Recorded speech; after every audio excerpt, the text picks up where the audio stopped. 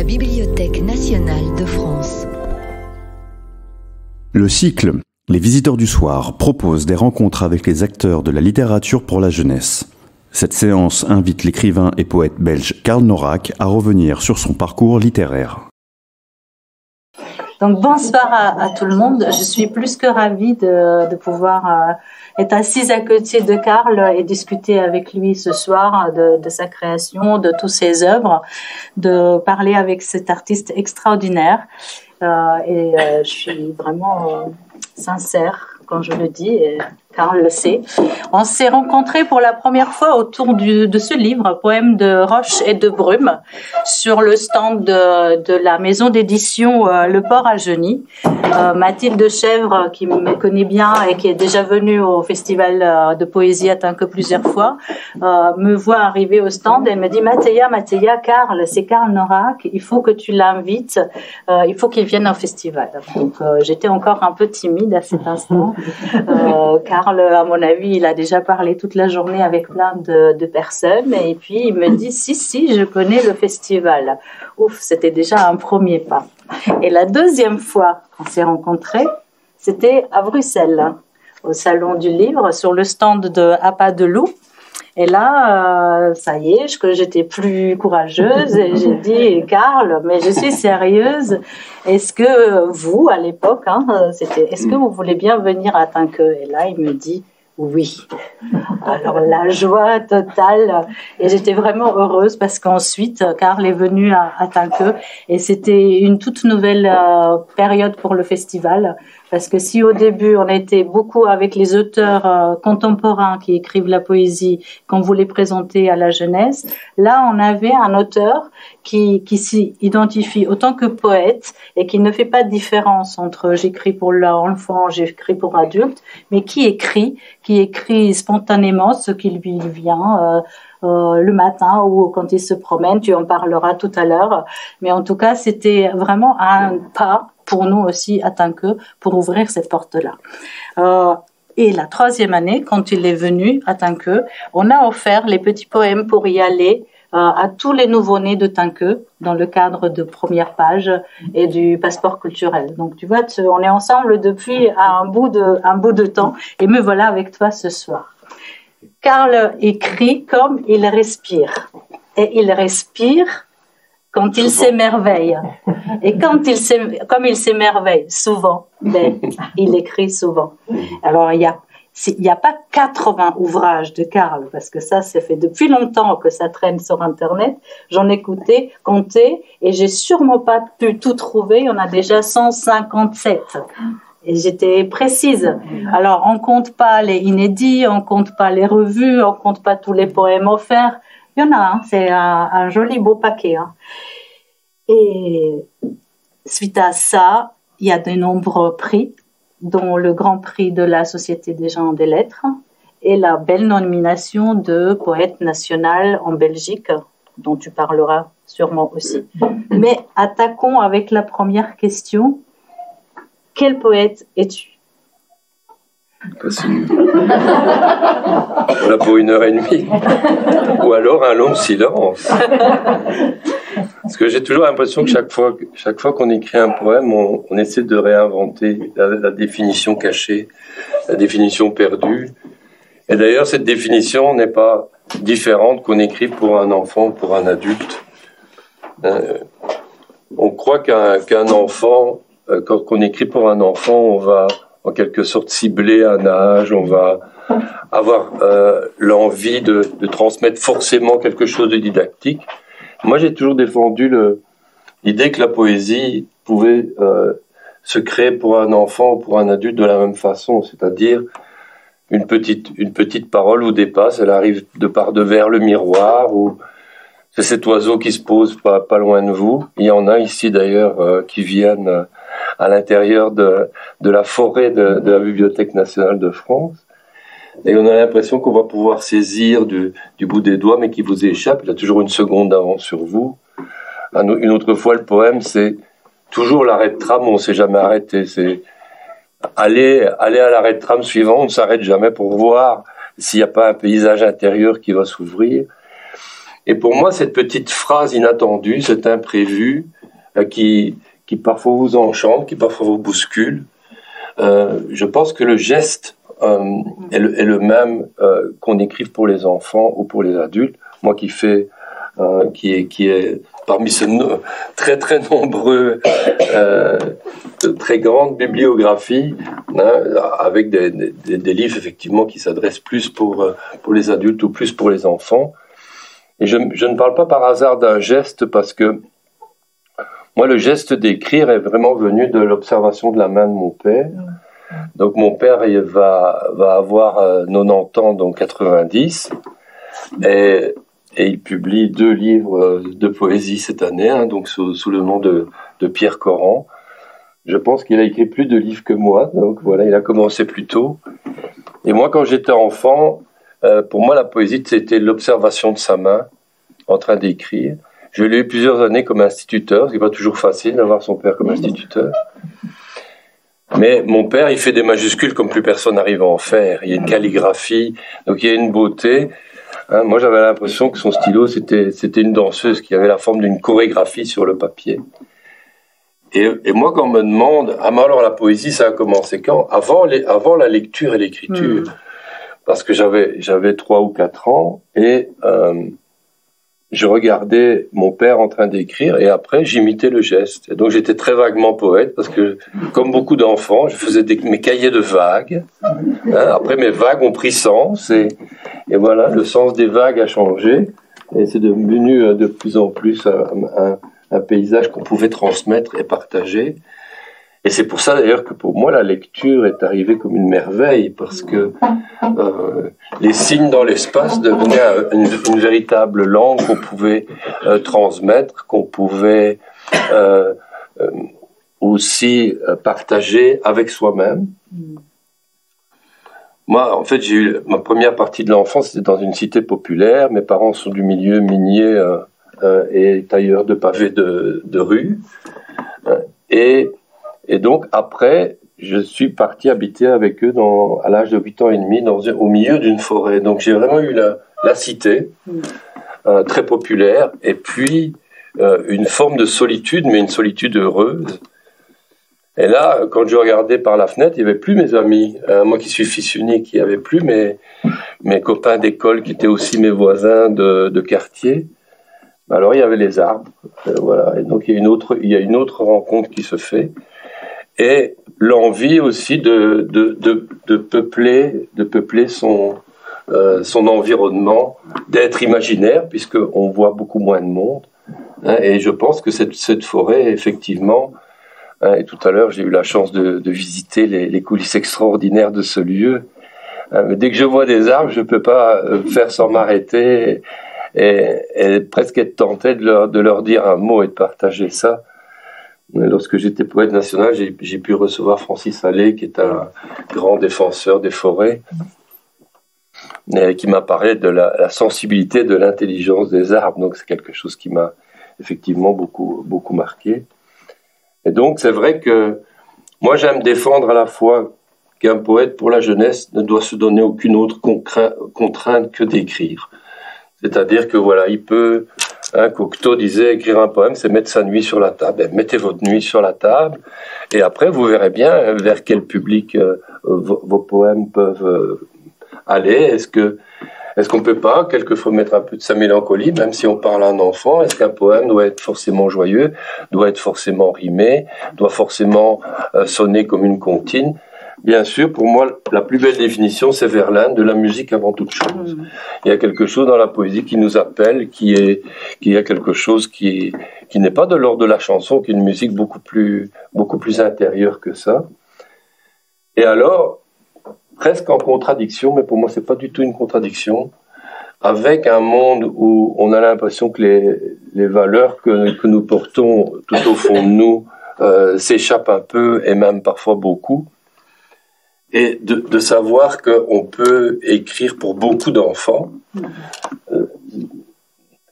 À la fois, je défends cette liberté d'écrire quelque chose qui n'a rien de didactique, qui est juste un moment avec soi, qui, un peu comme autrefois, on avait le geste de partager le pain, comme ça, à la table, hein, et de dire tiens, prends un morceau de ce langage, prends un morceau de cette voix. En même temps, c'est vrai que dans mes derniers recueils, j'ai vraiment envie de transmettre ce que je crois. C'est ça. Et donc c'est une autre phase de ma vie. C'est peut-être aussi le chemin de vie avec l'âge venant qui fait qu'on a envie de pas poser une trace pour soi-même, mais poser une trace envers le regard des autres. Et là, par exemple, petit poème pour y aller. Au départ, c'est le Printemps des poètes qui m'a demandé, c'était le thème du courage en 2020, c'était vraiment un thème assez idéal. Au moment où ils l'ont choisi, ils n'ont pas su évidemment ce qu'il allait se passer à ce moment-là. Et j'ai dû écrire un petit poème sur l'idée du courage. Mais je savais qu'il allait être exposé dans toutes les stations de métro de Paris sous forme d'une affiche. Sandrine Bonner allait le lire aux usagers du métro. Et donc je savais que ce poème allait être vraiment partagé. Et après, comme on était dans une année où il faut y aller, j'ai écrit un deuxième poème pour y aller, un troisième. Et donc c'est devenu un livre, alors qu'au départ il n'y avait qu'un seul poème. Cette adresse me semble importante dont tu parles, parce que je crois me souvenir que tu parlais des poèmes qui sont comme des flèches et qu'ils doivent atteindre celui qui les lit, que ce soit un enfant ou que ce soit un enfant qui est resté dans le cœur et corps d'un adulte. Et pour faire la transition, je vais quand même relire ce petit poème pour y aller. Un poème, parfois, c'est souvent ça, de simples regards, des mouvements de lèvres, la façon dont tu peux caresser une aile, une peau, une carapace, dont tu salues encore ce bateau qui ouvre à peine les yeux, dont tu peux tendre une main ou une banderole, et aussi la manière dont tu te diras « Courage » sur le chemin que j'ai choisi. J'y vais, j'y suis. Un poème à la fois, ce n'est pas grand-chose, et tout l'univers. Et pour moi, c'est un miroir de ton âme. D'un côté, tu es tellement humble dans tout ce que tu vas proposer, mais de l'autre côté, quand on te lit, c'est vraiment un grand univers qui se ouvre.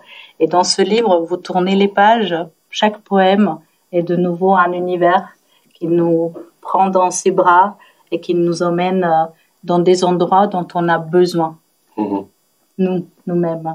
Et c'est ça que j'aime dans tes poèmes que tu nous proposes. Tu en as parlé un tout petit peu, et je sais que pour toi, c'est important de ne pas perdre l'enfance en soi. Je crois qu'à un moment, tu as dit, celui qui perd son enfance, il s'est déjà perdu, ou il a perdu une grande part de soi. Comment tu la gardes? Est-ce que tu la gardes naturellement? Est-ce que tu soignes cette enfance en toi? Est-ce que cet émerveillement dont on a déjà parlé plusieurs fois est lié seulement à l'enfance? Est-ce qu'aujourd'hui on peut encore s'émerveiller? Où est l'alchimie de ça? Alors moi je pense que ça reste quand même un peu naturel, c'est-à-dire c'est une capacité d'émerveillement qui est sans limite. Alors, est-ce que je suis né avec cette capacité d'émerveillement? Peut-être. Est-ce que c'est la forêt, ou mes parents, ou l'école, ou les livres qui ont pu me transmettre ça? Pour moi, l'équilibre parfait serait effectivement d'avoir cette curiosité, cet émerveillement de l'enfance, de garder la part de révolte qui nous vient à l'adolescence et de la cultiver aussi. Cette capacité de s'opposer à ce qui ne nous plaît pas. Et puis cet âge adulte qui est peut-être un mélange des deux, ou qui est essayer d'atteindre une forme de sagesse ou de lucidité sur le monde, et d'avoir un regard à la fois ouvert et lucide, sachant que la lucidité est la blessure la plus rapprochée du soleil, disait René Char. Donc la lucidité peut être une blessure aussi quelque part. Mais je pense que voilà. Alors après, ça, c'est un beau programme. Comment dans nos chemins intérieurs, on va avoir la capacité d'avoir un juste équilibre entre ces trois matières. Mais dans dans l'enfance, il y a une matière à explorer, il y a des chemins. Et moi, je raconte souvent aux enfants que j'ai inventé mes histoires en marchant. Et à ce moment-là, souvent, je crée une histoire avec les enfants pour leur montrer que quand vous traversez une forêt, il y a toujours un moment où il y a plusieurs chemins. Et selon le sentier que vous allez prendre, vous allez défricher quelque chose, vous allez découvrir une autre clairière. Et pour moi, un poème ou une histoire fonctionne vraiment comme le mouvement de la marche. Tu parlais de la respiration, du souffle. Et encore aujourd'hui, ce n'est pas une pause d'écrivain, mais je n'écris pas à la maison. Donc j'écris en marchant, dans les cafés, dans les lieux publics. D'ailleurs, tout à l'heure, ici c'est extraordinaire, mais c'est trop silencieux pour écrire pour moi. Quand je viens à Paris, je vais à la sortie du métro de Belleville, où il y a un café, où il y a encore toutes les communautés qui sont ensemble. Toutes les communautés de Belleville sont encore ensemble dans ce café. Et là, il y a le bruit du monde, mais le bruit, la chanson du monde, avec des langues différentes. Et à ce moment-là, c'est pas de l'adrénaline, mais il y a une sorte de vie tellement intense que, très curieusement, moi, je vais partir à ce moment-là dans quelque chose qui est purement mon chemin intérieur. Et donc ça, c'est très particulier. Et c'est parce que je sais que c'est à ce moment-là où le cahier va s'ouvrir. Moi, quand j'avais 20 ans, je suis parti avec un sac à dos. Hein, c'était la mode à l'époque. En Inde, au nord de l'Inde.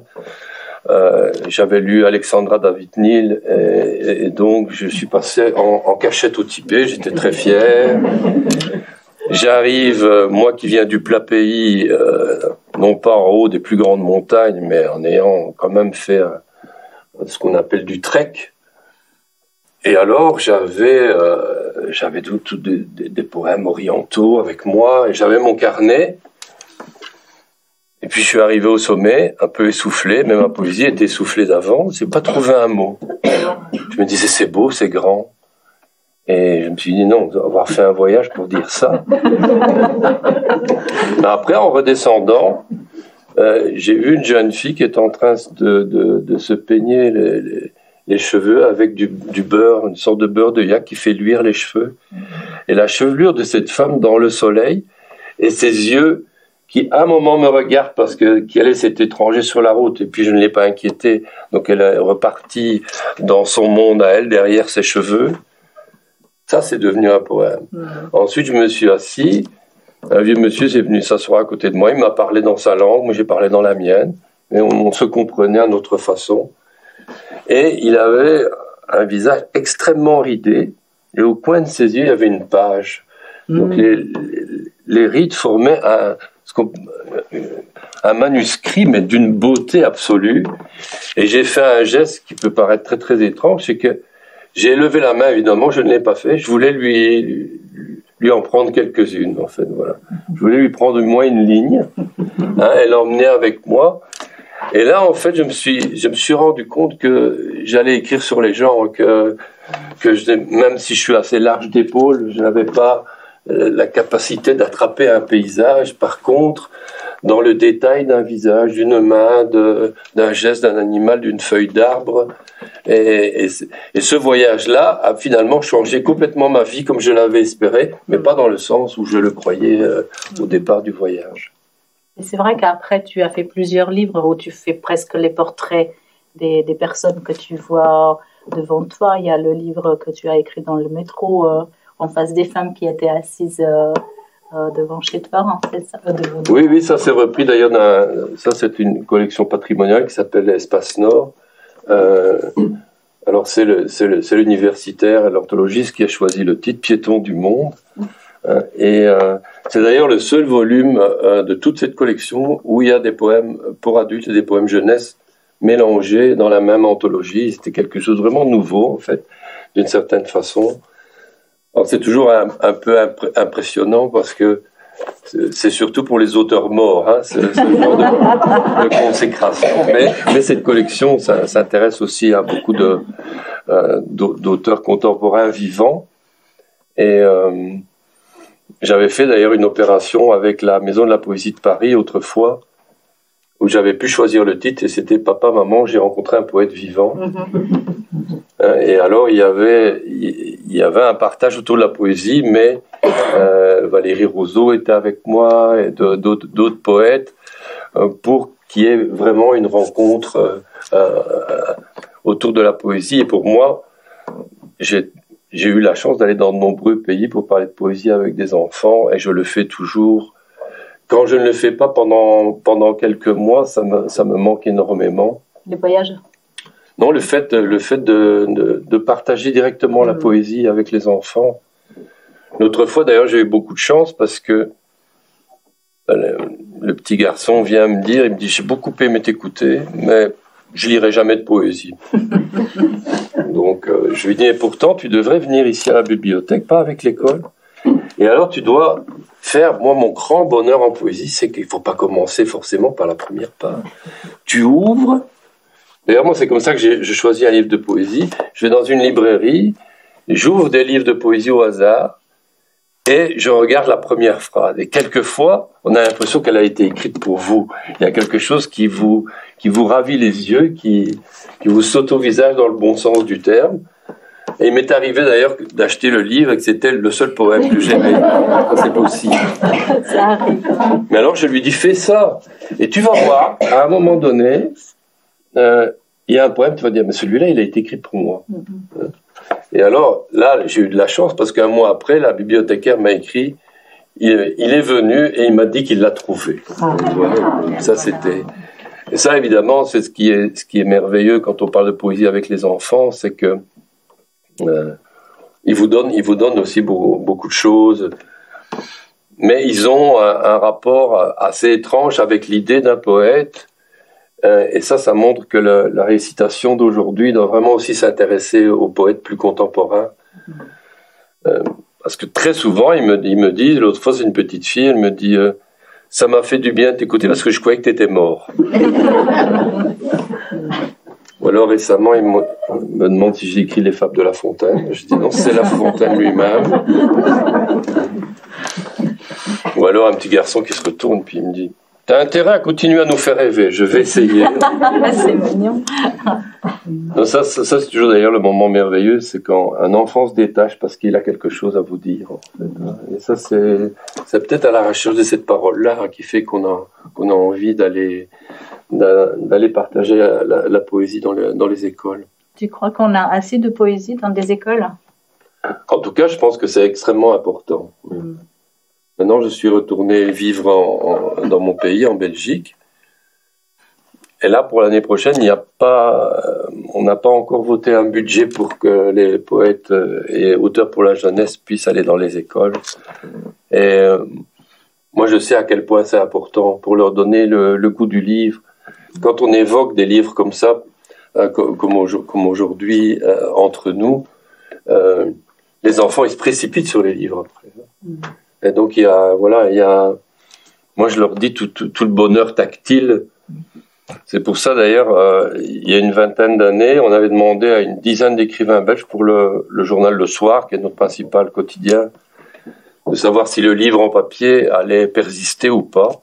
Et à ce moment-là, on pensait vraiment que le livre en papier allait en quelque sorte péricliter par rapport à tout ce qui est numérique. Moi, je disais non, le goût de feuilleter, vos doigts en ont besoin. Enfin, il y a quelque chose qu'on a envie de toucher aussi, avec les yeux, avec l'âme, si elle existe. Et finalement, 20 ans plus tard, voilà, l'objet papier continue à se partager. Et chaque livre, c'est ça qui est formidable aussi dans les livres jeunesse, il n'y en a pas deux qui se ressemblent vraiment, en fait. Ils ont des formes différentes. Et j'ai pu avoir aussi le bonheur de travailler avec d'autres personnes, à la fois avec des illustrateurs, mais aussi maintenant beaucoup avec parfois des gens de théâtre, mais aussi des musiciens. Oui, et les scénographies, tu as fait aussi la dramaturgie pour les spectacles de marionnettes quand tu étais tout petit. Hein? En fait, tu as fait plein de métiers. Tu n'as pas fait toujours l'auteur. Tu étais professeur de littérature, tu étais professeur de l'histoire de littérature, tu étais libraire à un moment ou bibliothécaire vagabond. À quel moment tu as commencé à vivre que de l'écriture? C'est au moment où je suis arrivé pour habiter en France et où j'étais professeur de littérature pour l'école nationale de comédiens en Belgique. Quand je suis arrivé en France, évidemment, mon diplôme n'avait aucune signification. Et donc ça m'a un peu forcé à me dire, maintenant tu dois vivre uniquement de la littérature. Et la littérature pour la jeunesse, pour moi, est la littérature qui est la plus proche du poème. Parce qu'il y a une musicalité à rechercher, parce qu'on sait que ça va passer par la voix de l'enfant, mais peut-être aussi de la maman, du père ou d'un enseignant ou d'un bibliothécaire. Et en même temps, vous n'avez pas beaucoup de mots pour décrire un monde. Il y a une économie, il faut laisser. Et alors, pour moi, dans un bon album pour enfants, il y a les choses qu'on a à dire et puis il y a les silences qu'on laisse aussi. Et donc ces livres sont parsemés de paroles, parsemés d'images, parsemés de silences. Et donc est né Les mots d'eau. Voilà, alors ce livre-là m'a porté bonheur d'une certaine façon. Et ça vient d'une petite fille d'ailleurs que j'ai rencontrée de maternelle, qui avait dit à l'enseignante, moi je vais poser une question à Karl, mais je vous la dirai pas avant, je lui dirai qu'à lui. Et alors donc elle se présente devant moi, mais elle était assez émue, un peu énervée, alors elle gonflait les joues, elle disait rien. Alors pour la détendre, je lui dis, tiens, mais tu as mal aux dents, tu manges un gâteau. Et alors plusieurs fois, elle a dégonflé ses joues et au moment où la phrase devait sortir, chaque fois ses joues se remettaient à gonfler et je ne saurais jamais sa question parce qu'elle l'a jamais posée. Mais elle m'a porté bonheur parce que j'ai écrit un livre en fait qui raconte ça. La première scène, c'est vraiment ça. C'est mon illustratrice Claude Dubois qui a transformé ma petite fille en hamster. Donc c'était pas une volonté de ma part. Mais après, comme ce livre existe dans le monde entier, en fait, le fait d'avoir un animal donne quelque chose d'universel. Ça ne rattache pas à une culture plus qu'à une autre. Et d'ailleurs, on en parlait tout à l'heure lors de notre visite, mais j'ai la chance, j'ai reçu il y a un mois un livre dans une 50e langue qui est le khmer. Donc, je n'avais jamais traduit dans la langue du Cambodge, qui est le khmer. Et pour moi, donc pas uniquement ce livre, quelquefois c'est d'autres livres. Et pour moi, c'est toujours la merveille, parce que moi qui rêvais de voyager, ici dans la bibliothèque, il y a des globes absolument sublimes. J'étais complètement fasciné. Et il est vrai que moi, enfant, avec un globe beaucoup plus modeste, mais je fermais les yeux, je posais mes doigts et j'essayais d'imaginer, comme font beaucoup d'enfants, qu'est-ce qui m'arriverait si j'étais à tel ou tel endroit. Et quand je vois un livre dans une autre langue, c'est pas une certaine forme de fierté. C'est vraiment de nouveau l'émerveillement d'imaginer un enfant dans ce pays-là avec mon livre sous le bras qui va se promener. Et ça, c'est une vision absolument magnifique. Et en plus d'avoir la beauté graphique de toutes les langues. Un jour, j'ai eu un livre qui a eu la chance d'être traduit dans les 5 langues principales de l'Inde, qui sont toutes différentes au niveau de la graphie. L'homme a inventé, pour dire le monde, des langues qui sont, rien qu'à être vues, même quand on n'en comprend rien, d'une beauté étourdissante. C'est fascinant, j'oublie mes questions quand je t'écoute. C'est bon signe. Mais ce n'est pas sans transition, puisque tu parlais de 2 choses. C'est de partage de l'adulte et l'enfant, des mots, de la poésie, de la narration. Et tu parlais de ce monde où on ferme les yeux et on est dans l'imagination. Et donc, je voudrais bien que tu nous parles un peu de ce livre, Le Noir Quart d'heure, et de la tradition, d'où vient le Noir Quart d'heure et l'histoire qui est liée à ce album. Oui, donc ça, c'est vraiment une expression qui vient d'un souvenir de famille. Et donc, à la fois de ma mère et de ma grand-mère paternelle aussi. Donc, dans le milieu des mineurs en Belgique, on pratiquait le Noir Quart d'heure, c'est-à-dire que généralement, il n'y avait pas de livre. Chez ma grand-mère, alors que papa est devenu écrivain. Il n'y avait pas de livre, il y en avait un seul qu'ils avaient trouvé. Et donc, je lisais toujours ce livre-là quand j'allais chez elle. Ça s'appelait Les Facéties du sapeur Camembert. C'était un ancêtre de la bande dessinée. Et donc, ce livre-là, pour moi, est absolument mythique parce que c'était le livre. Par contre, ma grand-mère éteignait et me racontait ou me chantait des chansons dans le noir. Et du côté de ma mère, qui était à la fois institutrice, directrice d'une compagnie de théâtre de marionnettes, hein, tous les samedis, on partait avec un véhicule, on met un cheval, et alors on mettait le théâtre. Et moi, j'étais marionnettiste de l'âge de 8 ans à 18 ans. À 18 ans, quand mes copains me disaient tu sors avec nous, je disais je vais faire les marionnettes avec mes parents. Bon. Mais j'ai eu, voilà, et ça a beaucoup évidemment développé mon imaginaire. Et donc le noir quart d'heure, ma mère adorait faire ça. Et après, j'ai pu le faire aussi pour ma fille. Ça consiste tout simplement à dire tiens maman, tu as un noir quart d'heure pour moi, j'aime beaucoup l'expression. Oui, j'en ai un, donc ça veut dire qu'on est un. Et alors on se parle, on se raconte une histoire. Parfois c'est la maman uniquement, parfois c'est la maman et l'enfant. Et il y avait aussi le poêle à charbon qui faisait que quand on voulait raconter une histoire qui fait peur, il suffisait de mettre sa tête un peu au-dessus pour avoir la réverbération un peu rouge. Et alors moi c'est quelque chose qui me fascinait. Et quand je suis devenu j'ai eu la chance d'être poète national de Belgique de 2020 à 2022.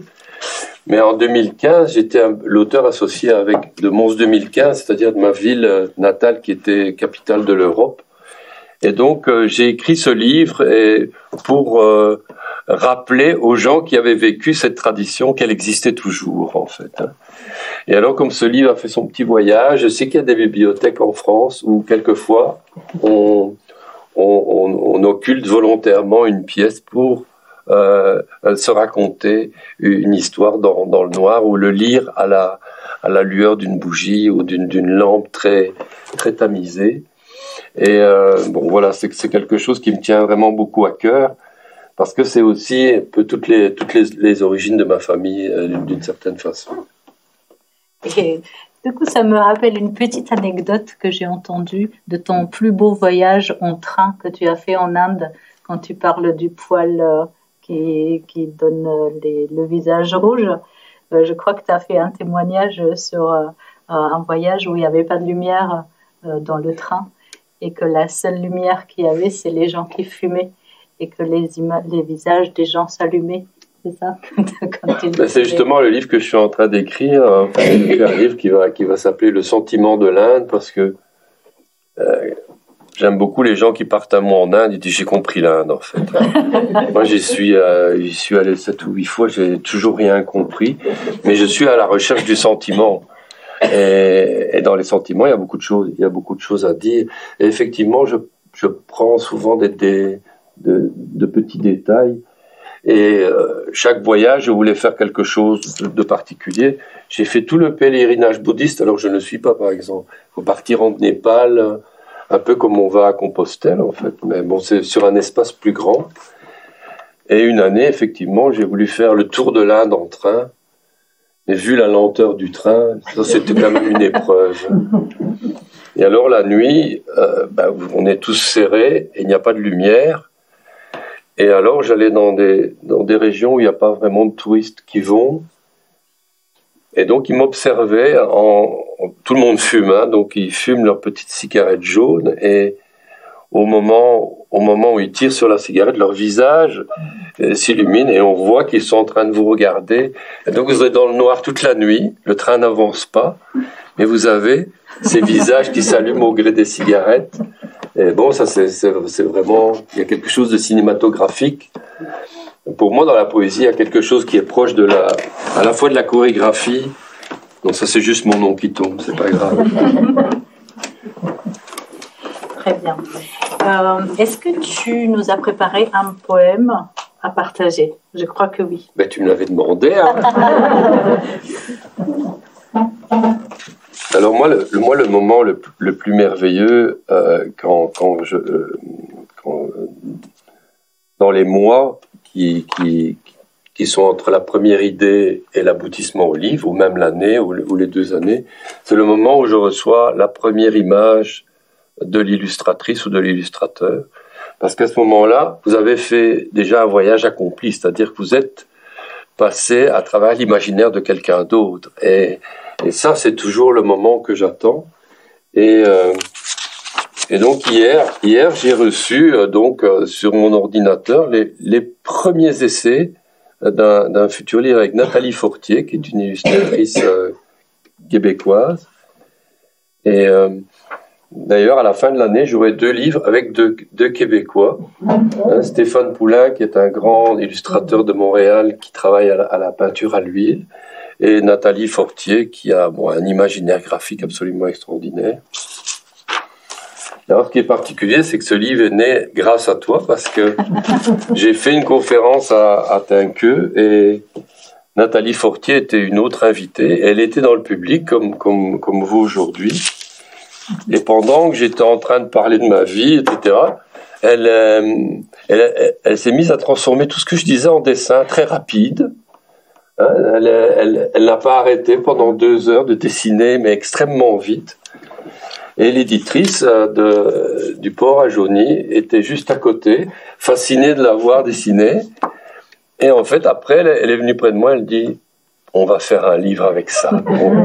On va... » Et alors, en fait, ce livre sera quelque chose d'assez unique parce que on m'a demandé de mettre ensemble des mots qui, en arabe, se ressemblent graphiquement. Donc, ces mots sont tellement proches dans l'écriture arabe qu'on les confond. Et donc, le fait de les mettre à la suite en français, dans la traduction, le poème lui-même va en quelque sorte dessiner la langue arabe. Et ça, c'était un projet absolument formidable. Et là, on a décidé de faire des hommes paysages, donc des hommes et des femmes qui sont autre chose en même temps. Et là, comme elle m'a envoyé la première image avec la première traduction, parce que vous connaissez peut-être cette collection, mais ce qui est formidable, évidemment, c'est que vous pouvez, quand vous écrivez votre recueil de poèmes, vous savez qu'il va être peut-être lu dans le sens du français, où là on va aller de ce début-là à cette fin-là, ou alors dans l'autre sens. Ce livre-là, le plus émouvant, c'est que je sais qu'il a été utilisé pour être lu à des enfants qui parlent l'arabe et qui viennent d'arriver de ces bateaux qui passent l'Italie, la mer, et on m'a raconté que on a lu ceci à un enfant qui venait d'Irak. Donc ma mère hochait loin, dit le caillou échoué sur la plage. C'est dommage, j'avais encore tant de coquillages à lui dire.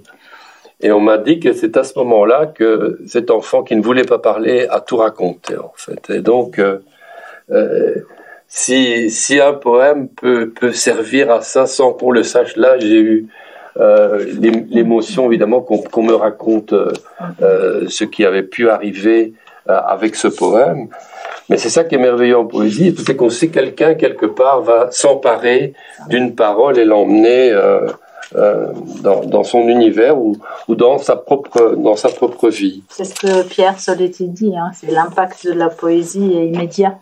Oui. Tu le reçois et il explose en toi comme un feu d'artifice. D'ailleurs, je vais vous lire un tout petit texte d'un projet de livre. Je vis ma vie, je prends ma vie et je la mets dans un poème, me dis-tu. Tu as raison. Au bord de ce poème, tu as tant de choses à raconter. Au bout de ce poème, tu as encore des secrets. Et partout en ce poème, te voilà, avec tes regards, tes départs, tes retours. Tu es là où le mot se pose. Parfois, même sans que tu le saches, celle est celui qui te lit, mais aussi un peu de sa vie dans ton poème. Et ça, c'est une réponse à un enfant qui m'avait dit « Ah, je comprends ce que tu fais. Tu vis ta vie d'abord, puis tu prends ta vie et tu la mets dans le poème. » Je dis « Mais tu as tout compris. » Voilà une définition qui me va totalement. Alors, je vais vous lire la première page de L'homme montagne. C'est quoi pour toi le sommet en montagne? Me sentir bien, du haut vers le bas, du bas vers le haut. Arriver à faire descendre un sentier sans une larme. Choisir chacun de mes cailloux, pouvoir appeler la neige ou rire de la voir fondre. Et puis aller me promener dans la plaine comme tout le monde. En voilà des souhaits, des espoirs en montagne. Je n'arriverai jamais à penser petit. Mes rêves, même quand ils sont de simples talus, finissent par pousser jusqu'à moi. Ils approchent, au moins par la pensée, tes nuages. On dit que je veux toucher le ciel et même l'astre du jour, c'est idiot. Dans ma tête, la pensée s'étend comme un horizon. Et le soleil, sens-le, écoute-le, il est d'abord à l'intérieur. Et alors, je vous parlais de ma grand-mère et j'ai écrit un texte sur elle. Ça, c'était pour dire aussi, quand j'écris pour la jeunesse, quelquefois, vous pouvez juste raconter quelque chose qui vous est personnel. Et peut-être que vous allez pouvoir aussi transmettre quelque chose. Ma grand-mère, elle travaillait dans une filature. Il y a un film belge qui s'appelle Dan, sont montrés. C'est des machines à tisser humaines, en fait. Ces femmes avançaient, reculaient, hein, et les bobines de fil se faisaient par le mouvement humain, en fait. Et donc, voilà, c'est elle aussi qui me chantait ces chansons. Donc, c'est un poème qui s'appelle Louisa parce que c'était son prénom. Ma grand-mère travaillait à la filature. Ma grand-mère travaillait dans une machine à coudre géante. Ma grand-mère poussait la machine pour bobiner. Ma grand-mère avançait dans une toile d'araignée de fil. Ma grand-mère avait mal aux jambes, aux mains, aux bras. Ma grand-mère n'arrêtait pas. Ma grand-mère ne mangeait pas souvent de la viande. Ma grand-mère ne demandait rien à personne. Ma grand-mère chantait beaucoup, je m'en souviens. Ma grand-mère connaissait des histoires pour faire s'envoler les berceaux, je m'en souviens. Ma grand-mère riait avec beaucoup de distinction. Ma grand-mère s'habillait très bien le dimanche. Ma grand-mère cuisinait les macaronis comme personne. Ma grand-mère est en photo dans mon portefeuille. Ma grand-mère dort contre mon cœur dans une poche. Ma grand-mère me protège quand j'ai peur. Ma grand-mère stoppe la voiture qui allait m'écraser. Ma grand-mère me regonfle le moral en soufflant. Ma grand-mère recoud mes jours déchirés. Ma grand-mère me guérit des pensées qui tournent. Ma grand-mère fait tout ça depuis ma poche. Elle a trop travaillé, ma grand-mère, pour rester couchée quelque part pour l'éternité. Sur la photo, elle sourit, un dimanche, avec beaucoup de grâce. On ne voit pas derrière le berceau qui vole. Parce que, ça je ne m'en souviens pas, mais elle me promenait en berceau, en chantant tout au long du chemin, et donc, d'où un petit peu... Et là, en fait, c'est purement factuel, en fait, hein, et... Y compris d'ailleurs que sa photo est dans mon portefeuille comme et quand je suis dans des moments de panique, je retire la photo, je lui parle, je fais mon petit rituel. J'ai eu le cas à la Comédie Française. Je vous raconte ça, mais je n'ai jamais raconté à personne. J'ai dû faire une lecture à la Comédie Française où il y avait quatre auteurs et 4 comédiens de la Comédie Française. Mais je me dis, mais comment je vais passer après M. Podalides, en fait. Et donc j'ai eu un grand mouvement de panique de devoir monter sur cette scène. Et donc ma grand-mère m'a aidé, enfin, voilà, tout simplement, comme c'est écrit dans ce poème. Hein. Donc quelquefois, d'ailleurs, je le dis aux enfants, ben justement, ce que cet enfant m'a dit, vis ta vie, prends un peu de ta vie, et puis mets-la dans ton poème. C'est ce que j'ai fait dans un livre que tu as aussi qui s'appelle Monsieur Satie, l'homme qui avait un petit piano dans la tête. Donc j'aime beaucoup faire des livres à partir de la musique. Et là, Satie, Éric Satie, ça vous emmène dans une véritable méditation. Vous écoutez Satie, à la fois de la fantaisie et en même temps une forme de spleen, une douceur de spleen. Et donc je voulais écrire ce livre, sauf que chaque fois que je l'écoutais, c'est pas les mots qui venaient en fait. Donc j'étais dans un merveilleux bain de musique et de silence à la fois. Jusqu'au moment où j'ai su qu'il s'envoyait des lettres à lui-même et qu'il les postait vraiment en fait. Hein. Donc à sa mort, ça peut paraître triste. D'ailleurs, on a retrouvé les lettres qu'il se postait pour prendre de ses nouvelles à lui. Et j'ai trouvé ça vraiment merveilleusement poétique. Et c'est ça qui est d'ailleurs le départ de ce livre, qui fait beaucoup rire les enfants. Et après, ça les fait beaucoup rire parce que, bon, voilà, il y a toute une scène avec ce facteur qui lui apporte ses lettres, etc. Et après, je leur dis, et maintenant, si vous deviez vous écrire une phrase, et à ce moment-là, c'est vraiment très, très intéressant de voir la façon dont ils se regardent eux-mêmes.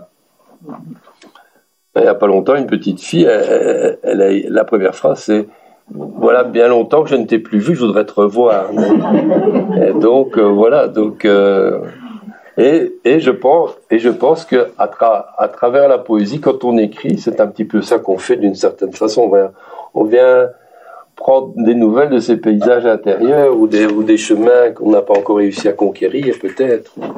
Puis en même temps, ça devient les lettres pour les autres aussi. Et je crois que c'est justement avec Monsieur Satie que je l'ai compris aussi dans tes poèmes. D'un côté, l'écriture dans Monsieur Satie, elle est décalée, elle n'est pas pédagogique, mais en même temps, on s'attache à ce personnage et on sait à la fin de Satie beaucoup plus que ce qu'on savait autant qu'adulte avant. Donc je trouvais ça extraordinaire.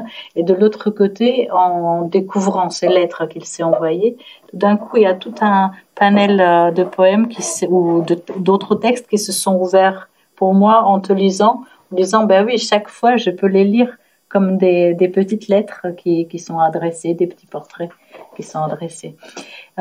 Mais tu fais souvent des livres aussi avec la musique. Ça en fait le troisième. Au départ, c'était une commande que j'ai eue de l'Opéra de Bruxelles qui s'appelle La Monnaie, qui m'a demandé un texte sur le carnaval des animaux de Saint-Saëns, parce qu'il y a un texte qui avait été écrit par Francis Blanche, donc pas du temps de Saint-Saëns lui-même, et qui a beaucoup voyagé, mais il y a quelquefois on demande à un autre auteur de donner son interprétation à partir des animaux et de cette musique.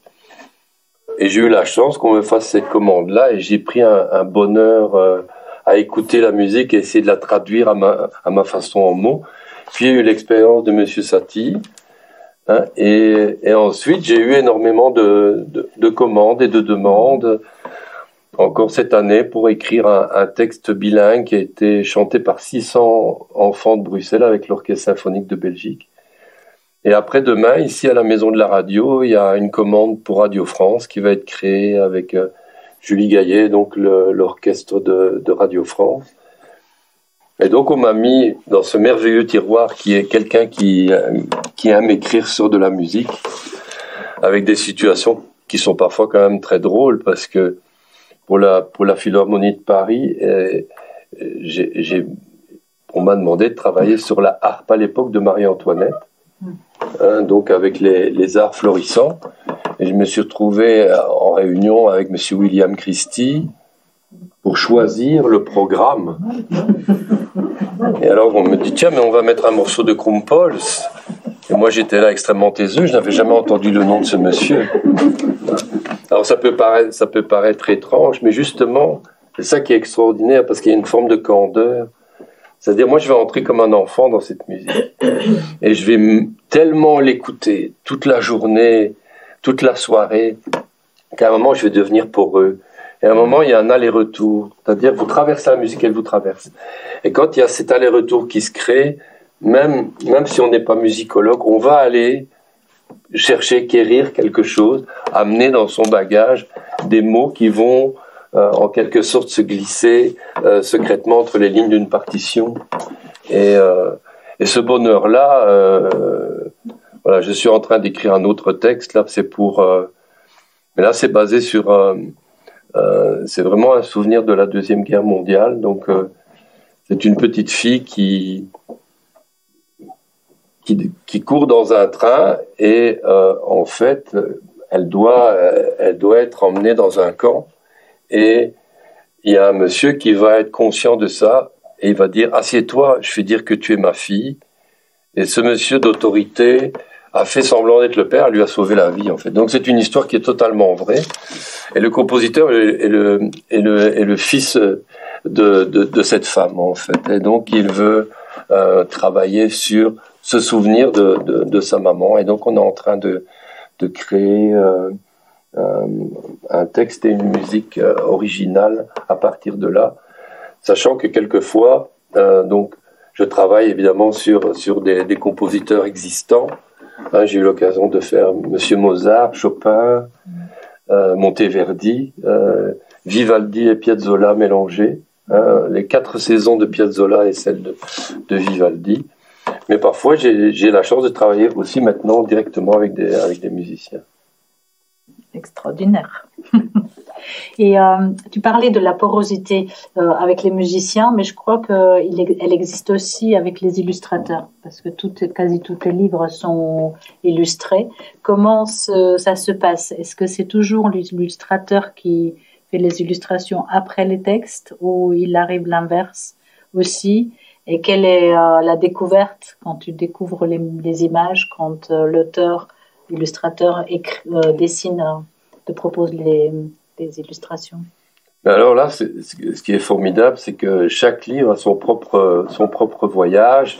Si on prend, par exemple, celui-là, Gaïa Winiewski m'a envoyé cette image en me disant, je lui ai dit que j'aimais beaucoup ses illustrations. Bon, j'ai vu une exposition un jour, et alors elle m'a dit, écoute, j'ai fait ça parce que j'ai toujours l'impression quand je peins, quand je dessine, qu'il y a quelqu'un qui me regarde.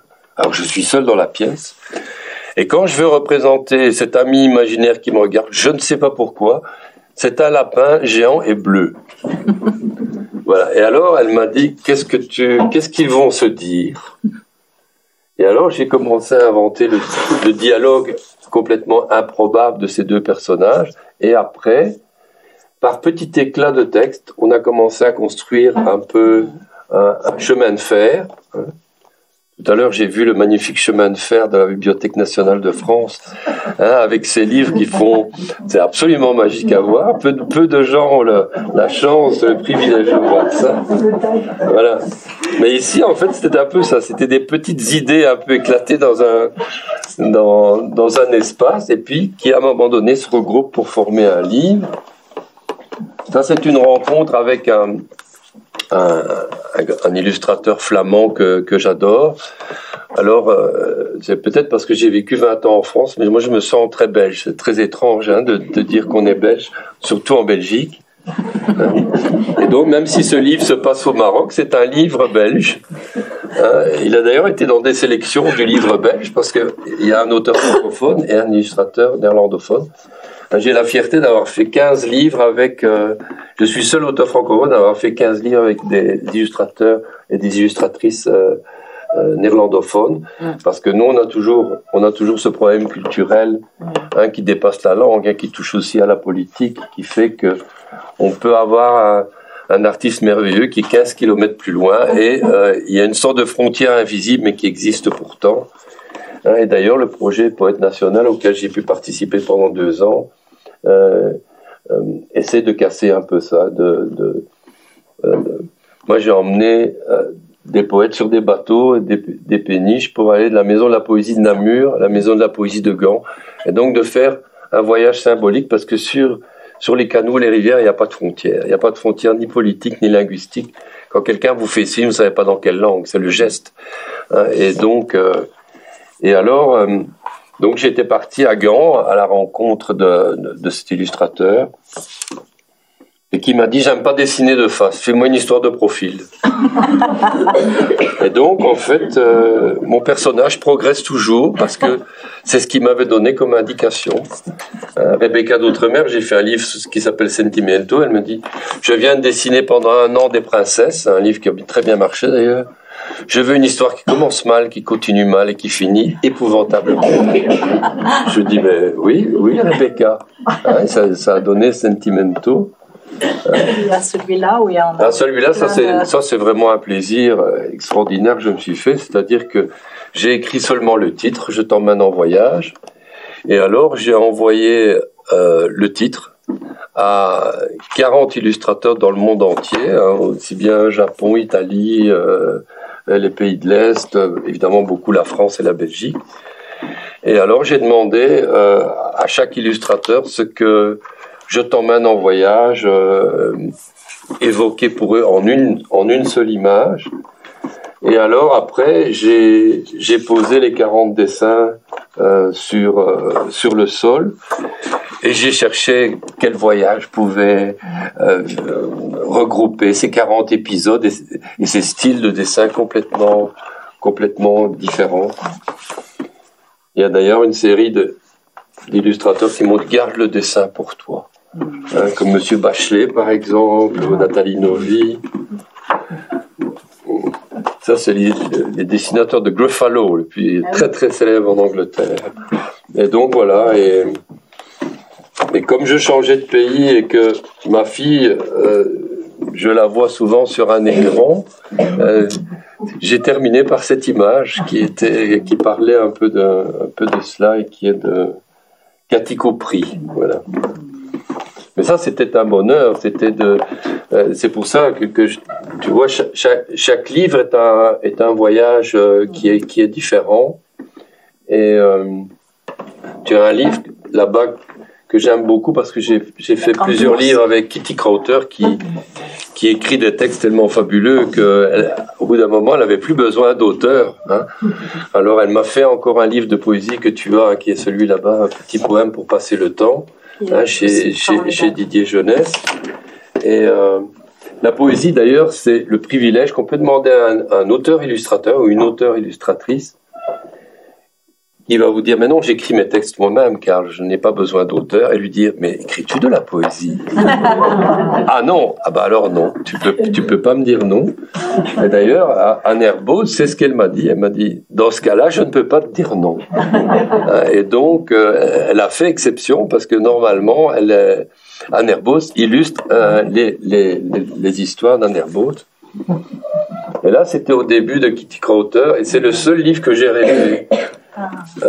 Moi, mes rêves sont d'une épouvantable banalité. Je crois que c'est parce que je suis un rêveur de jour. Il m'arrive de rêver de passer l'aspirateur, par exemple. Je ne veux pas en faire un lit. Et là, j'ai fait un rêve qui est vraiment de l'ordre de l'onirisme avec un grand O. Et là, en fait, j'ai réécrit mon rêve. Et alors, je vais voir Kitty et je lui dis, écoute, je voudrais faire le plus petit livre qu'on a jamais fait sur les étoiles. Donc, je ne sais pas si c'est possible pour toi, hein, mais d'acheter peut-être des tout petits pinceaux et puis on va faire un livre, on va voir avec l'éditeur s'il est d'accord, le plus petit possible. Elle me dit, oui, d'accord, je suis d'accord. Et alors, je crois que c'est mon livre le plus haut. Parce que ce qui est merveilleux, c'est qu'elle a fait le contraire de ce que je lui avais suggéré de faire. Elle a retrouvé l'atlas scolaire qu'elle avait. Sa maman avait recouvert d'un motif, comme on faisait pour protéger les couvertures, et qui était celui-là, en fait, réellement. Et voilà, et c'est ça qui est merveilleux aussi pour moi, c'est que quand je vois le livre, je vois toute l'histoire du livre. Là, par exemple, là, c'est le premier mail que je reçois, par exemple, de Christian Wolff, qui commence à tordre des morceaux de fer, à prendre une capsule de soda pour faire le nez de mon personnage. Je dis, bon, bah, j'en suis là. Et ça, c'est les moments merveilleux. Ou Anne-Catherine de Boll, avec qui j'ai fait beaucoup de livres représentant des cultures du monde. Parce qu'un jour, j'avais été à Bologne où un éditeur, j'avais fait un livre, le Petit sorcier de la pluie, qui est inspiré par l'art aborigène. Il y a une ville en France qui ont fait une comédie musicale avec ce livre. Ils m'ont invité et c'était pour célébrer l'année de l'Afrique. Donc j'étais obligé de leur dire que nous étions en Australie. Bon. Et alors j'ai vu l'importance parce que ce livre-là a eu beaucoup de succès en France et n'a jamais trouvé aucune traduction parce que chaque fois on dit on a déjà fait un album avec un personnage de couleur l'an dernier. En fait. Et donc entendre des phrases comme ça m'a tellement mis en colère que j'en ai fait toute une collection avec Anne-Catherine de Boll. Et là, vous voyez, ça c'est joli, elle vivait en Afrique à ce moment-là et son mari construisait des puits dans des régions où il n'y avait pas d'eau. Et donc elle devait fabriquer son papier elle-même, mais elle m'avait envoyé la photo d'identité, si vous voulez, du personnage. Ceci n'est pas du tout dans le livre. C'était, voilà comment je vois les deux héros de ton livre. Et il y a 2-3 ans, j'étais dans le sud de la France et il y avait tout un travail dans une école autour des livres que j'avais fait, qui se passent dans différentes cultures. Et il se trouve que cette enseignante d'origine guadeloupéenne avait de gros problèmes de racisme dans le village par rapport au fait qu'elle était directrice de l'école. Et elle disait, on me dit toujours, vous êtes la dame du nettoyage? Je dis, je suis la directrice de l'école. Et alors, en fait, les enfants avaient fait des t-shirts où ils disaient, je suis Akli, je suis Acha. Et donc, en réalité, ils avaient pris possession des personnages, mais c'était quand même un acte d'antiracisme fort, sachant que souvent on me dit oui, tu peux prendre un personnage d'une autre culture pour parler justement de ce problème-là, mais justement c'est agréable de prendre un héros qui vient d'Inde ou qui vient du Kenya ou qui vient du Sénégal ou qui vient du Maroc pour raconter une histoire qui n'est pas seulement ça, hein, et donc c'est quelque chose que j'aime vraiment beaucoup faire et je crois que c'est en allant dans les bibliothèques et en lisant des livres qu'enfant j'ai fait mon premier tour du monde, hein. Après j'ai voulu en faire un vrai pendant pas mal d'années. Mais le premier tour du monde, je l'ai fait en ouvrant un livre, en me disant, tiens, me voilà encore le nombre de fois où j'ai visité le pôle Nord quand j'étais enfant. Hein, j'en ai une passion qui est restée et qui est absolument dévorante, mais c'est quelque chose que j'essaie de pratiquer à travers l'écriture aussi, bien entendu. Et quand tu parles de thématiques sociologiques, sociétales aussi, on discutait la différence entre la poésie jeunesse, poésie adulte. Mais un auteur qui écrit la poésie ou les textes pour la jeunesse peut également exprimer son point de vue sur le monde sans contrainte. Et au contraire, il peut même peut-être dire plus et plus directement. Est-ce que tu veux peut-être développer cette pensée-là? Oui, c'est vrai que le prochain recueil qui est en cours de parution là, chez Pasteur à l'École des loisirs va s'intituler « J'ai un poème à te dire » et il y a vraiment toute une expérience que j'ai envie de transmettre. Et ça, c'est venu aussi du fait de cette expérience de poète national en Belgique. Donc, il y a toute une série de pays dans le monde qui ont un poète national. Ça n'existe pas en France. Ça existait un petit peu au XVIe siècle. En fait, il y avait un poète nommé par l'Académie de Paris qui était un peu, voilà. Alors, ça existe aussi bien en Angleterre où c'est encore le seul pays où, depuis la Renaissance, le poète est quand même lié à la famille royale. Donc la reine peut demander un poème à telle ou telle occasion. Et depuis la Renaissance, sans discontinuer, il y a des poètes nationaux en Angleterre, et il y a eu une femme jusqu'à présent. Une seule femme. En Angleterre, aux États-Unis, la poétesse nationale est choisie par les bibliothécaires de poésie de l'ensemble des États-Unis. C'est eux qui choisissent leur poétesse ou leur poète national. Et en Belgique, c'est né il y a une douzaine d'années, tous les 2 ans, donc par alternance évidemment francophone, néerlandophone, et alternance aussi d'hommes et de femmes. Et alors moi, on m'avait dit, toi qui aimes voyager, ce n'est pas rétribué, mais tu vas représenter la Belgique. Et donc, il était décidé que j'aille tout aussi bien à Washington, à Pékin, aux Philippines, à Genève, à Montréal, à Casablanca. Et alors, avec le Covid, j'ai tout fait en Zoom. Pour un grand voyageur, c'était un alors, super comme tout était annulé, je me suis dit, ça va être quoi alors mon action, hein? Et alors, comme il y avait ce Covid qui commençait à être très très important, j'ai commencé à écrire des poèmes autour de ça. Mais après, j'ai créé un collectif qui est de 60 poètes des 3 langues, puisqu'on a aussi la langue germanophone comme langue officielle de Belgique. Et alors, les poètes se sont mis à écrire des poèmes qu'on pouvait lire lors des cérémonies très solitaires, soit des poèmes généraux, donc ils pouvaient être lus dans n'importe quelle cérémonie, mais aussi des poètes qui ont accepté d'écrire sur des demandes précises et très rapides. Et donc, et là d'ailleurs, le journaliste m'a dit, c'est la première fois que je reçois un poète au JT de 20h, en fait. Et donc j'ai été lancer un appel à ceux qui désiraient avoir notre aide, en fait, de ce partage, de ce petit moment de beauté qui ne remplace pas un rituel. Hein. Et c'est là que j'ai écrit, tu vois, dans le petit poème pour y aller, ce n'est pas grand-chose, c'est tout l'univers. C'est-à-dire d'apporter ce poème par rapport à la peine de la perte, etc. C'est rien du tout, mais c'est quelque chose. Hein. Et d'ailleurs, moi, l'étrange privilège que j'ai eu, c'est que les gens, après, m'écrivaient pour me remercier. J'en ai écrit un certain nombre moi-même, mais les 60 poètes en ont écrit. Et c'était quelque chose. La première fois, j'ai pris mon téléphone, à leur demande, hein, bien entendu, mais vous appelez une famille qui est dans le deuil depuis la veille, et pour le lendemain, vous posez des questions sur la personne pour écrire un texte qui corresponde à ça. La première personne que j'ai appelée, c'était une personne dans une maison de retraite. Et alors, ils m'ont dit, son amour, c'était la forêt.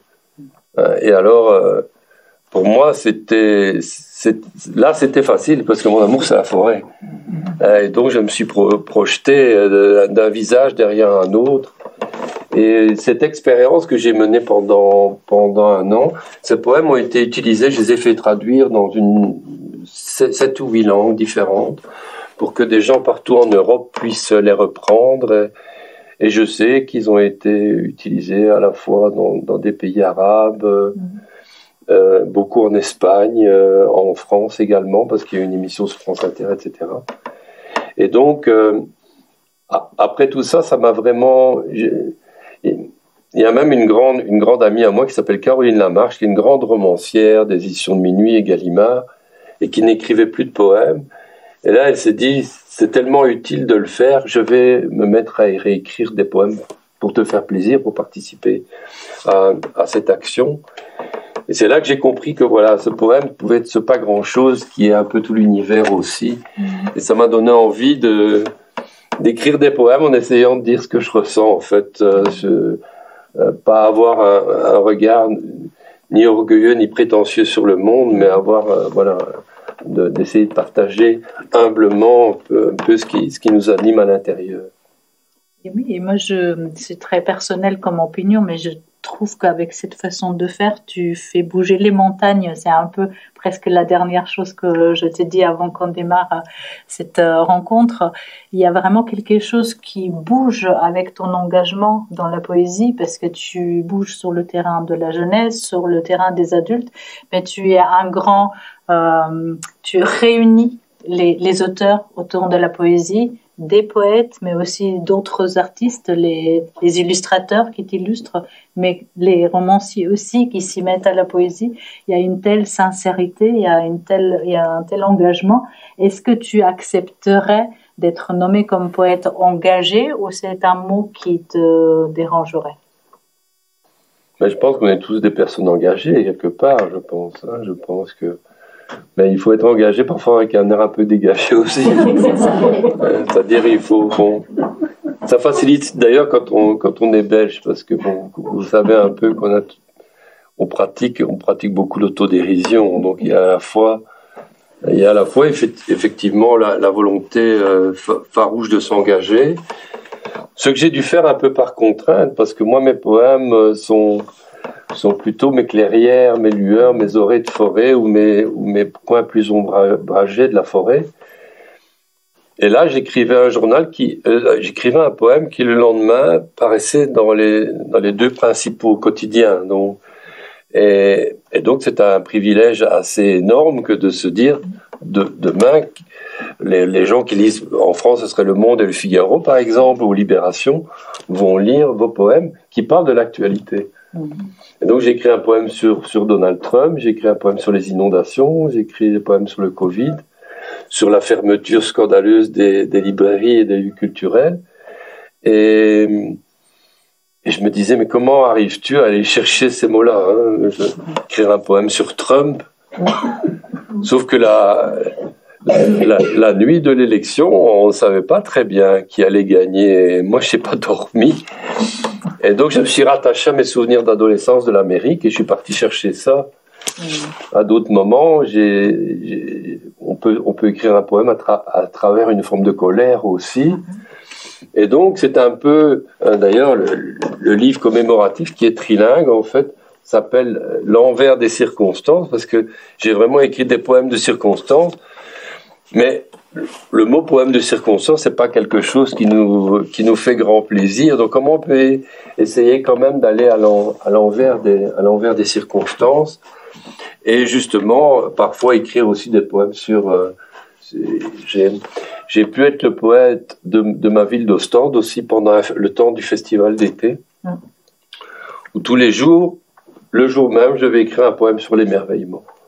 Et alors, ils étaient disséminés dans une rue, hein, et donc c'était comme un feuilleton. En fait, chaque jour, un poème manuscrit apparaissait pendant 15 jours à côté l'un de l'autre. Et là, c'était une façon, par rapport au sérieux et au tragique de certaines situations de réaction à l'actualité, le fait de pouvoir effectivement s'échapper, de s'engager, mais aussi de se désengager d'une certaine façon en allant vers le pur émerveillement ou une forme de contemplation assez enfantine. Et ce livre-là, Petit poème pour y aller, m'a permis aussi de m'échapper. Et d'ailleurs, ce qui est amusant, c'est que c'est pas du tout une idée à moi, mais Anne Herbautz m'a dit j'ai besoin que d'une chose. Merci, les poèmes me plaisent, je vais les illustrer. Je voudrais une photo d'une de tes écharpes et une de tes paires de chaussures préférées. Et alors, je me demandais si c'était une blague. Hein. Mais alors, elle me dit, le poète aussi doit y aller.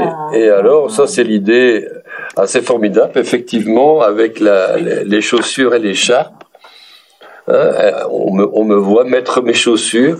Et le poète aussi doit y aller. Donc, il lui arrive d'ailleurs toutes sortes d'aventures merveilleuses ou de mésaventures. Mais donc j'ai eu l'honneur, grâce à cette grande artiste que j'aime beaucoup, de traverser le papier d'un de mes livres, qui est quand même un privilège assez extraordinaire. On a presque l'impression de mieux te connaître grâce à ces dessins. Il y a plein d'émotions dans chaque page, des expressions, des positions, des regards, de la contemplation. C'est dans la dernière classe, magnifique. Un enfant il m'a dit « Tu as quand même plus de cheveux dans le livre. » C'est ça qui est adorable d'ailleurs avec les enfants, c'est que ils vous disent vraiment ce qu'ils ont ressenti ou pas ressenti en lisant un de vos poèmes. Et là il y a quelque chose de fort parce qu'ils vont pas mettre de gants. Alors dans l'émerveillement non plus et dans les compliments non plus. Mais c'est ça que j'aime beaucoup. À t'écouter, j'ai l'impression que tu réalises presque tous les rêves que tu as. Est-ce que c'est vrai? Je sais déjà que c'est pas vrai, mais du coup, je vais pouvoir poser la question. C'est quoi les rêves les plus fous pour le futur? Le tien et le nôtre? Mon rêve le plus fou, ce serait de faire quand même une forme de tour du monde à travers les livres. Et peut-être quand je serai très vieux, puisque papa n'est pas du tout vieux, d'ailleurs, il a que 90 ans, et il écrit toujours. Mais de rencontrer un enfant qui aura un peu grandi, parce que maintenant je rencontre parfois les mamans d'un livre que j'avais écrit autrefois, me disent j'ai pris un sac sur le dos et je suis parti autour du monde parce que j'avais lu tes livres. Ça, ce serait mon rêve absolu, c'est ça. Parce que moi, c'est les bibliothèques, c'est le fait de prendre un livre, parfois un peu au hasard dans les rayons. Hein, tout à l'heure, on voyait une armoire avec les livres qui viennent d'arriver, en quelque sorte. Hein. On a l'impression qu'ils sont encore tout chauds, qu'on va entendre un petit bruissement au moment où ils vont s'ouvrir pour la première fois. Et voilà, d'essayer de transmettre ça. Et pour le moment, j'écris beaucoup plus de poèmes pour la jeunesse que toute autre chose. Voilà. Et c'est sans doute ces 2 années à ne parler que de poésie et aussi l'envie de donner aux éditeurs l'habitude de publier de la poésie, parce que beaucoup d'éditeurs, surtout parmi les grands éditeurs, ont toujours l'a priori que la poésie ne peut pas se vendre assez pour pouvoir être éditée. Et c'est quelque chose contre lequel je lutte. Quand il y a eu le dernier marché de la poésie à Paris, il y a eu un très bel article dans Le Monde qui montrait que statistiquement, les choses étaient en train de bouger, qu'il y a un nouvel intérêt. J'ai toujours l'impression que quand le monde est en train de chavirer un peu, à ce moment-là, on va chercher les poètes, parce qu'on a besoin pas forcément de réponses, on a besoin aussi de questions. On a besoin aussi de ce qu'un poète peut essayer d'aller chercher derrière l'apparence ou derrière le miroir. Et là, par exemple, Le Port jauni, ces livres font de magnifiques voyages. Petit poème pour y aller aussi, qui est paru en italien. Donc ça, c'est rare quand on peut passer la barrière d'une langue au-delà du conte, avec des poèmes. Ça, c'est toujours un petit peu miraculeux.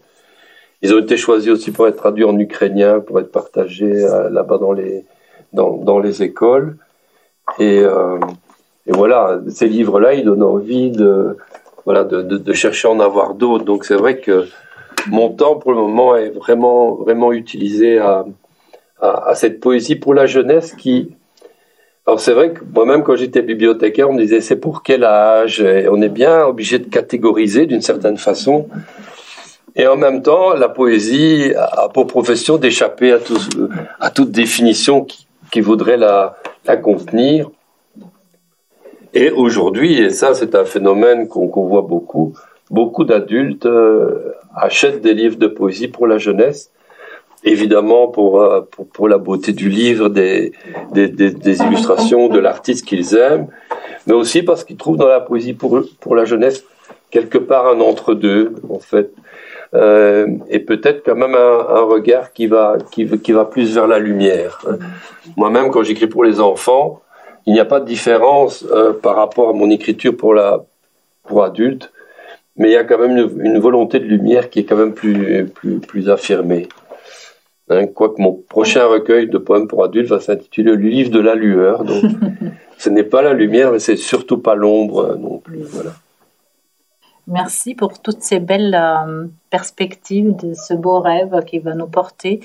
C'est aussi l'occasion de vous passer la parole si vous avez éventuellement des questions. Le poète a besoin des questions, tu l'as dit. Donc la parole est à vous si vous voulez, mais des fois c'est tellement fort ce que tu dis. On a comme un poème. En fait, en réalité, tu n'es pas un poète, tu es un poème. Et je crois que quand on t'écoute, on est heureux de pouvoir être avec toi, entendre tout ce que tu as à partager. Tu nous invites à replonger dans tes livres ceux qu'on a déjà lus et les relire encore une fois, les partager avec les autres. Peut-être, je te dirais encore une question quand même. Est-ce que dans tes voyages, dans tes expériences, dans ton partage de poésie, il y a une expérience de partage de poésie avec les jeunes ou les adultes qui t'aurait marqué, qui t'a semblé particulière, pour pas dire comment aller plus vers les enfants, mais de s'appuyer peut-être sur un exemple de ce partage-là, parce que moi je suis vraiment intimement convaincue qu'il faut qu'on partage la poésie beaucoup plus, qu'on la mette plus dans les rayons des librairies, dans les bibliothèques, dans des écoles, que les livres de poésie traînent, parce que c'est ce que tu as dit, c'est éminent, j'ouvre la page, je lis que 2 phrases, 2 vers, et ça me remplit avec quelque chose à réfléchir, et c'est notre devoir de le faire, parce que moi je suis à ce niveau-là, mais toi dans ces rencontres, est-ce que tu as vu des pistes où on peut se dire, tiens, on pourrait faire comme ça chez nous? Souvent, j'ai des grands souvenirs quand on a eu des difficultés. Par exemple, voilà, je devais faire écrire des poèmes avec des adolescents qui ne voulaient surtout pas le faire, en fait. C'était un spectacle qui allait devoir se jouer devant Monsieur Juppé, donc c'était toutes les banlieues de Bordeaux.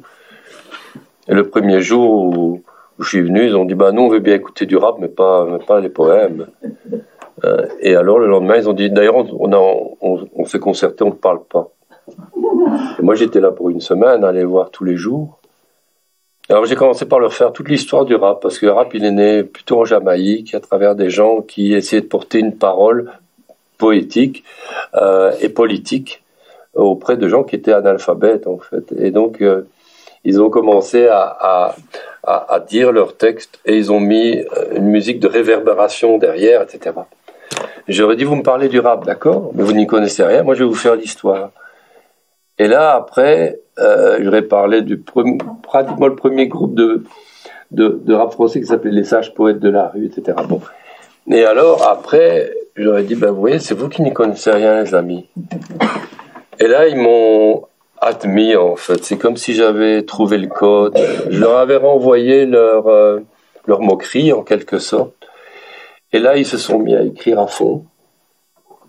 Et j'ai trouvé, d'ailleurs, moi qui suis un grand amoureux de la poésie de langue arabe, je trouvais auprès d'enfants qui parlent un peu l'arabe, au moment où ils écrivaient le premier poème de leur vie, il y avait des thèmes fondamentaux qui sont dans le classique de la poésie arabe, qui sortaient d'eux, comme s'il y avait un petit trésor caché culturel qu'eux-mêmes ne savaient plus posséder en eux, et qui me le donnaient.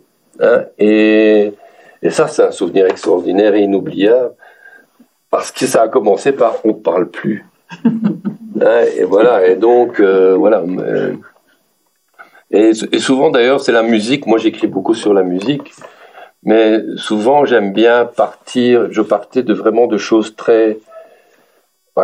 Par exemple, j'aime beaucoup leur lire Francis Ponge, parce qu'on parle d'un savon. Un jour, moi j'ai dit, voilà, comme motif d'inspiration, voilà un verre d'eau, vous n'aurez rien d'autre. Il va falloir que vous le regardiez et me dites ce que vous y voyez. Et là, ça c'est un autre souvenir extraordinaire, parce qu'on va se dire, mais non, alors ils se regardent, et puis il y en a un qui se met à écrire, et puis les autres, et on sonne la récréation, et on dit, alors, allez-y les enfants. Et ils disent, non, on continue à regarder le verre d'eau. Et donc, ils ont continué pendant la récréation parce qu'ils n'avaient pas terminé de dire toutes les images qu'ils avaient vues à travers... alors, vous leur faites écouter la mer de Debussy. Et alors, personne n'écrit. Ah non, mais c'est quoi, qu'est-ce qu'on doit faire? Vous écoutez, et alors, je leur raconte ce qu'est l'écriture automatique. Et voilà, il y a des vagues, voilà. Et quand ça marche, alors c'est extraordinaire. Et puis quelquefois, l'instituteur dit, tu es sûr que c'est toi qui as écrit ça? Et je dis, je l'ai vu écrire, monsieur l'instituteur. Je ne savais pas que mon élève pouvait écrire des choses pareilles. Donc, quelquefois, d'ailleurs, on change peut-être un peu le destin d'un enfant par rapport à sa confiance en lui. Et voilà, c'est quand les projets sont aussi improbables qu'on s'en souvient. Voilà, c'est pas des choses les plus faciles. Oui, je résumerais, il faut faire confiance. Il faut faire confiance à nos jeunes. Il faut savoir. Toi, t'es bien placé parce que bon, aujourd'hui, tu es là pour partager à travers tes questions, mais atteint que, en particulier, depuis tant d'années, tu fais un travail extraordinaire par rapport pour la défense et l'illustration de la poésie jeunesse, d'une manière extraordinaire et très inventive. Merci, mais c'est vrai, c'est grâce à l'équipe, et Pierre Soletti, Fabienne Sviatli ont beaucoup participé à ce développement, et voilà, si ça peut être l'occasion de les remercier, merci de m'avoir donné cette opportunité. Et comme l'année passée, par exemple, lire les poèmes, traduire en même temps langage de signes, et voilà, vraiment avoir des partages de ce type-là, c'est formidable. C'est vrai que ça, c'est une belle expérience à partager. On réunit plusieurs classes qui ne se connaissent pas. Chaque classe prépare un poème à dire par cœur de 3 minutes, dit par un élève ou par toute la classe, et c'est entrecoupé avec les lectures des auteurs présents. Et donc, les participants sont tous concernés. Ils viennent pas juste écouter quelque chose pendant une demi-heure ou une heure, mais ils savent qu'ils vont intervenir et ça s'est vraiment très très bien passé. Et alors d'ailleurs j'ai eu une chance formidable, c'est que Pierre Soletti, donc un merveilleux poète, il était là aussi pour me poser des questions. Alors il me dit, et maintenant la question. Alors on attend la question, mais en fait c'était juste sa phrase. Et maintenant la question. Et j'ai eu une chance extraordinaire, c'est que parmi les inédits que j'avais avec moi, il y a un poème qui commence en disant tu dois toujours trouver la réponse au moins à une question qu'on ne t'a jamais posée. Et donc j'ai lu ce poème-là.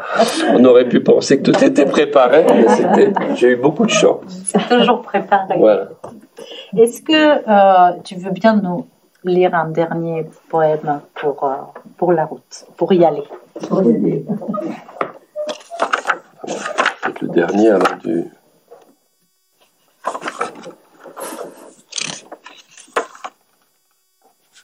Ou interview avant d'y aller. Justement, c'est les questions.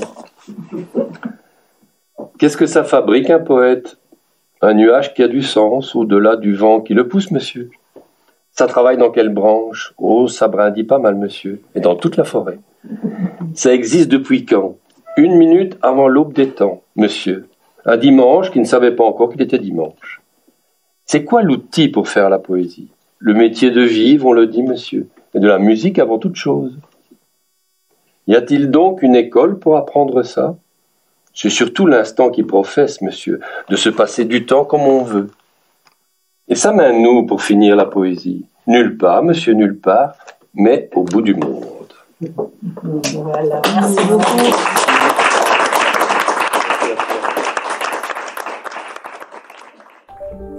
Vous venez d'écouter un podcast de la Bibliothèque nationale de France.